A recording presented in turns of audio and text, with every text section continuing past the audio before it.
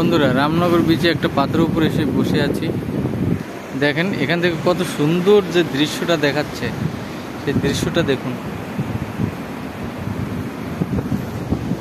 সঙ্গে সঙ্গে পাথরটাও দেখুন কত বড় পাথর। মানে এখানে এসে বসতে পারে, এত সুন্দর হাওয়া। দেখেন কয়জন আবার মাছ ধরছে, এখানে ফিশিং করছে। দেখেন এখান থেকে পুরো বিচের যে লোকেশনটা সব দেখা যায়। আর হাওয়া, প্রচুর পরিমাণে হাওয়া চলছে।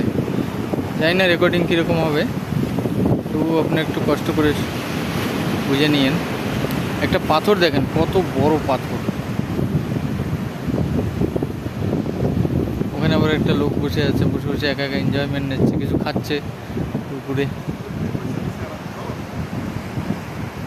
দেখেন সুন্দরী পাথরটা, অনেক বড় পাথর।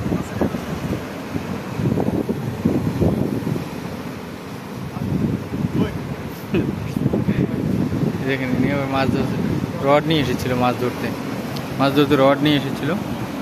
এখান থেকে লোকেশনটা খুব সুন্দর দেখা যায়। আপনারা যদি আসেন রামনগর বিচে, এই পাথরটার উপরে অবশ্যই আসবেন, ঠিক আছে?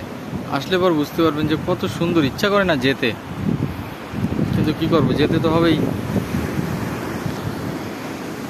এখান থেকে সমুদ্রে একদম, মানে সমুদ্রের মাঝখানে, মানে মাঝখান বললে কি, সমুদ্রের ভিতরে আর কি, জলের ভিতরে একটা পাথর, বড় একটা বিশাল আকৃতির একটা পাথর। সেই পাথরটা অনেক উঁচু, এটা ডোবে না কখনো জলে। যখন জল ফুল হয়ে যায় না, তখনও ডোবে না। সেই পাথর, এত সুন্দর দৃশ্য। ঠিক আছে, থ্যাংক ইউ।